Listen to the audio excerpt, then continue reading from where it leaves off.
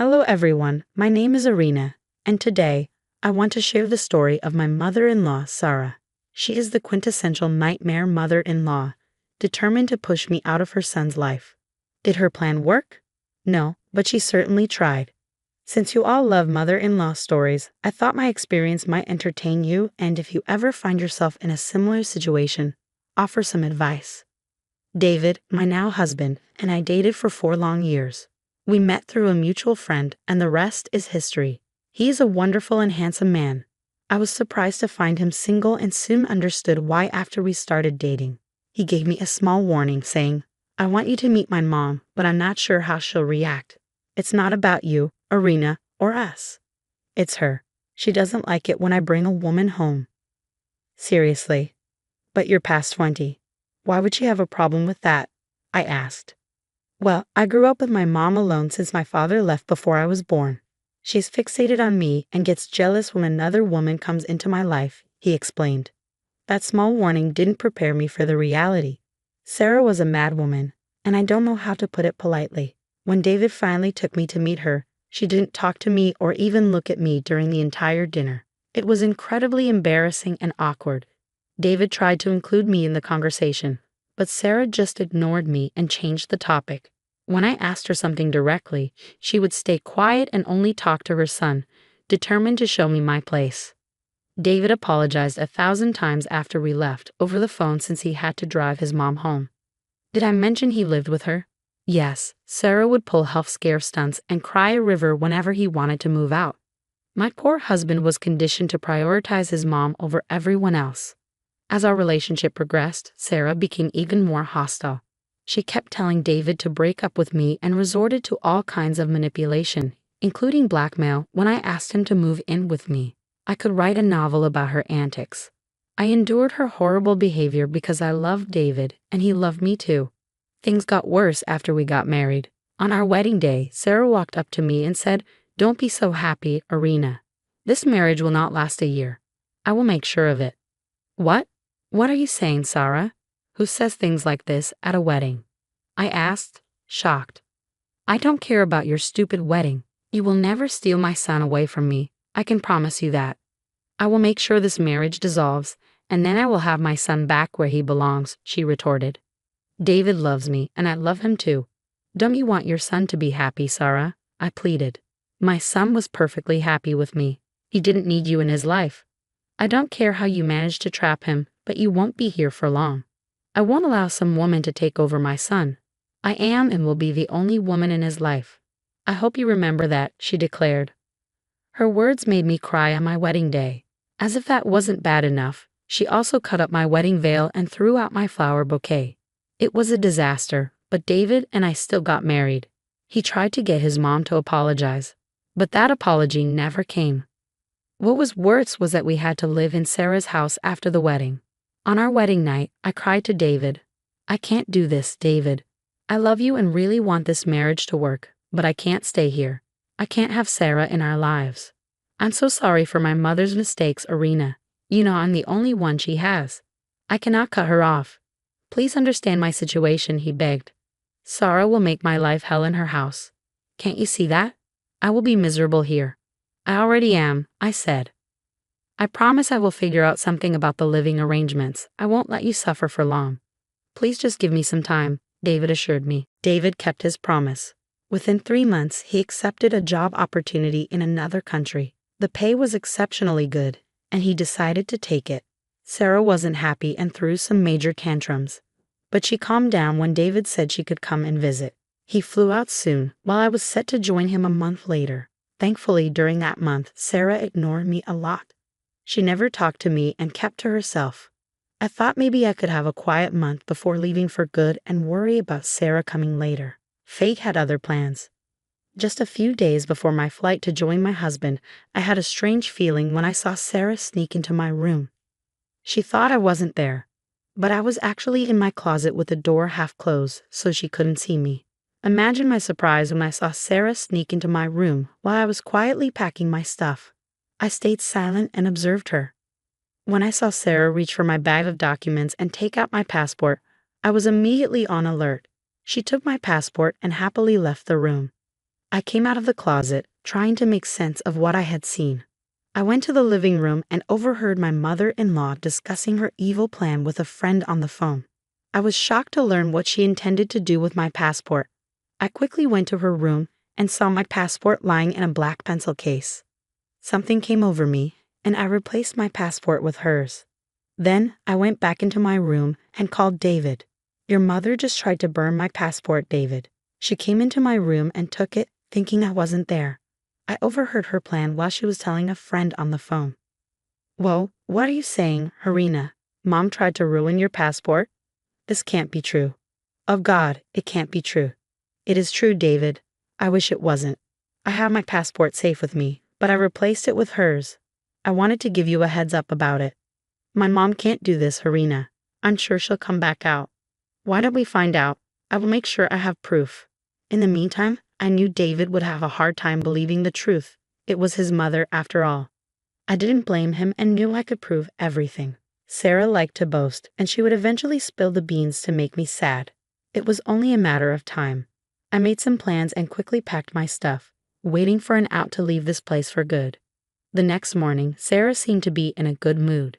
She was cheerful and kept giving me smirks. I knew this was the time to use her cocky behavior against her. I sat down and said, "Hey Sarah, have you seen my passport anywhere? My flight is in 3 days, and I cannot find it anywhere." "Ah, your passport. I think I know where it is," she replied. "Oh really, Sarah? Thanks for finding it. I must have misplaced it. Can you give it back to me?" I asked, knowing full well where my passport was. I was just baiting her to spill the truth. Sarah took the bait without suspicion. She looked at me and laughed before saying in the meanest voice she could muster, "No, I can't, Arena. I have destroyed your passport so that you cannot live with my son in another country. It has been burned to ashes. Now you will be forced to stay here while I go and help my son build his life there. Things will be just like they were before you came into the picture." "Oh really, Sarah? You think it would be that easy to remove me from my husband's life? Have you forgotten that I am not just his girlfriend anymore? I am his wife. Divorces happen to a lot of people, Arena. Not all marriages are meant to last a lifetime. It will be easy for me to get rid of you now. I will be around David a lot while you sit here, unable to do anything. In a few months, I will convince him to leave you, and then there will be nothing holding us back. I won't allow him to bring in worthless people to replace me again." The way Sarah had planned this entire thing was disgusting and amusing at the same time. She was so hell-bent on being the only woman in her son's life that she was ready to do anything. All this time, she had been quiet because she was planning this whole thing. It was impressive how fast she could come up with a plan to destroy my marriage and her son's life. She was confident that her son would listen to her and divorce me straight away. I could see why she would think that, after all, they would be far away from me and I would rarely be able to visit. By the time I got my passport back, it would be too late. It was a brilliant plan, but there was a big flaw in it that she didn't consider. So I decided to enlighten her. "That's a nice plan you've got there, Sarah. I'm very impressed, but it is not going to work. Sure, you did destroy a passport, but—" "Oh yes, you can always get a new one, but it will take months. I just need a little time to convince my son. After that, no passport will be able to help you." "Why would I need a new passport, Sarah? My passport is perfectly capable of doing its job. But I don't think yours can anymore. So it looks like now you can't go live with your son." "Excuse me? What are you talking about?" "I have my passport and plane tickets ready. I will be leaving in a few days." "You can't do that if you don't have your passport with you, Sarah. Meanwhile, I have my passport just fine," I said, pulling out my own passport and showing it to her. It was authentic and it was mine. I showed her my passport but didn't let her touch it. I wasn't going to be that stupid. I let her see it and watched as her face showed complete confusion. It was like she couldn't comprehend how my passport had come back from the grave and was in my hands. She looked shocked and said, "Wait a damn minute. How was that possible?" No, this must be fake. I destroyed your passport with my own hands. I made sure it was burned to ashes. This can't be real." "Unfortunately for you, Sarah, my passport is in perfectly good condition. Not a single flame of fire has touched it, but I can't say the same for yours." "What are you talking about, Arena? My passport is also perfectly all right. Wait, I'll get it and show you." Sarah went to her room to retrieve her passport. She left in haste and looked confident, but when she came back a few minutes later, she looked panicked and scared. What the hell, Irina? Where is my passport? Did you steal it? This is not funny, Irina. Give me my property back. You can't do this to me. I didn't take your passport, Sarah, but I do know what happened to it. Tell me where my passport is. Tell me right now. You burned it with your own hands, Sarah. Have you forgotten what happened last night? You took your passport out, put it in the fireplace, and watched it burn. You looked really happy back then. No, that can't be my passport. That's not possible. That can't be mine. I checked. Yes, you checked when you stole my passport and took it to burn, but in your haste, you forgot to check it one more time before throwing it into the fire. Thankfully, I knew what you were up to and quickly swapped my passport with yours. It was easy. You had it right beside mine. Sarah looked like I had shot her in the chest. She clutched her chest and appeared about to have a panic attack, and I was in no mood to help her at all. She looked stricken with panic and fear, tears in her eyes, and didn't know what to do. You monster! How could you do this to me? Oh my God, how will I get to my son? Wow, Sarah, it's okay for you to destroy my passport, but I'm a monster because I replace it with yours? That's rich coming from you. Also, I don't think you need to worry about joining your son anymore. What? What are you talking about? This is not over. I will get a new passport and tell my son what you have done. I will do everything in my power to make you pay for this. A replacement passport won't do you much good, Sarah. I don't think your son will want you to come to his place anymore. David would like to say something on this matter. I picked up my phone and turned up the call volume. Sarah thought I would confront her without having a witness. Well, that wasn't going to happen. So I called David and put him on speaker. I also made sure to tell him to mute the call while turning down the call volume so Sarah wouldn't know someone was on the phone. It worked wonderfully. Sarah went from looking angry to crying when she heard my husband say, "What the hell, Mom? What the hell did you try to do? I just wanted to come see you, and look, your wife has destroyed my passport intentionally. She wants to separate you from me." "Oh no, Mom. That won't work on me anymore. She didn't do anything. You are the one who destroyed the passport, and you are the one who tried to ruin my marriage by separating me from my wife. Although I am surprised to hear that you think you can convince me to leave Irina. I love her, and nothing will make me divorce her."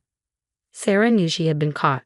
She was in a tight spot with no idea how to get out of this situation, so she started to justify her actions.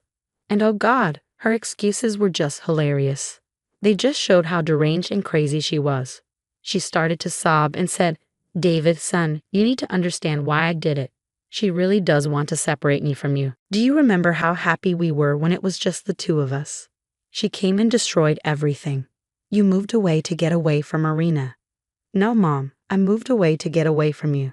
Everything was perfect until you started to mess up my marriage and tried to kick Irina out of my life. I told you multiple times that I am happy with her, but your selfishness didn't let you choose your son's happiness over yours. What kind of a mother are you?" "David, don't say that, dear. You're breaking your poor mother's heart. Irina is poisoning you against me. Irina has been nothing but patient with you. You don't get to blame your evil deeds on my innocent wife. God, I don't know how you could do this to your own son. You know what? I don't even care anymore. Irina is right. I don't want you to come here. If you do, I will throw you out. I want nothing to do with you anymore." Hearing this, Sarah started to bawl. She was slowly becoming uncontrollable while she begged David to forgive her. She was desperate to get back into his good graces and started to make up stories about how I was abusing her at home. David knew that all those stories were lies and said so himself. My dear mother-in-law kept crying and pleading with David not to do this to her. Meanwhile, my friends arrived at the door, ready to move my packed stuff to their house. There was no way I would stay with Sarah any longer. I would be gone that day itself. They started to haul my stuff into their trucks while Sarah continued to bawl in front of the phone. Finally, David said, "Irina, do you have your stuff out of the house?" "Yes, I do, David. Don't worry, your mother will not be able to destroy anything of mine anymore." "Good. Now go with your friends and stay there till your flight. Leave Mom be and don't entertain her anymore. I'm hanging up. Call me when you are out of the house." Sarah heard our interaction and started to panic again. She looked like the deranged woman she was. She said to David on the phone, David, son, please don't do this. Don't abandon me here. Please forgive me. Stop, Mom. Just stop. I don't want to listen to you anymore. Lose my number, Mom. I don't want to see you or hear from you again. I will be blocking your number on all forms of communication. Irina will do the same, so don't try to harass her. David, please don't do that. I can't even reach you anymore. I can't clutch your feet and beg. Please don't shut me out. Let's talk this through. We have done plenty of talking before, Mom. Not anymore. You are an independent woman who can live without your son, and I am an independent man who can live without his mom. We don't need to be in touch anymore. Don't bother. David said that and ended the call. Sarah panicked and ran to her own phone to try and call him. We took that opportunity to run for the hills. We all got into the truck and drove far, far away from Sarah and her craziness. I called David on my way and he picked up instantly. I'm out of the house, David. I'm safe. Don't worry. Thank God. I'm so sorry, Irina. I never should have left you there. Even if Mom had destroyed your passport and come here first, her words wouldn't have swayed me. I wouldn't have divorced you. You know that, right? Yes, I know that, David. I trust you. Speaking of Sarah, I take it that she is blowing up your phone. Yeah, she is. Don't worry, she's blocked, and I am going to inform everyone in the family about her latest deeds. Trust me, everyone will be on our side. Just be careful for the next few days and fly here as soon as possible. I flew down to David a few days later. My flight was exactly 3 days later, and I reached David the next day. I was careful not to go out much and enjoyed the peace and quiet at my friend's place. I couldn't take all my stuff to the new country, so I asked my mom to come and collect it. She would rent a U-Haul and take my stuff to her city. My friends were a big help and managed to keep Sarah away from me until I left. Since then, David and I were able to settle in just fine, and we're thrilled to start our new life. It feels good to be close to my husband after being away for so long. Now, I'll tell you what happened to my dear mother-in-law after I left her alone. She kept trying to contact me and David, and we kept blocking every new number she bought. The extended family was already informed about her obnoxious behavior, and they all cut her off. I don't blame them. Who would want to keep in touch with a psycho like that anyway? Sarah filed for a replacement passport and came to our country, but she doesn't know our address, so it was a waste of time. She did show up at David's workplace and was escorted out by security. She threw such a big tantrum, but the cops were called, and she was promptly sent back to her country. She won't ever get a visa here again, so we will be free from Sarah for a very long time.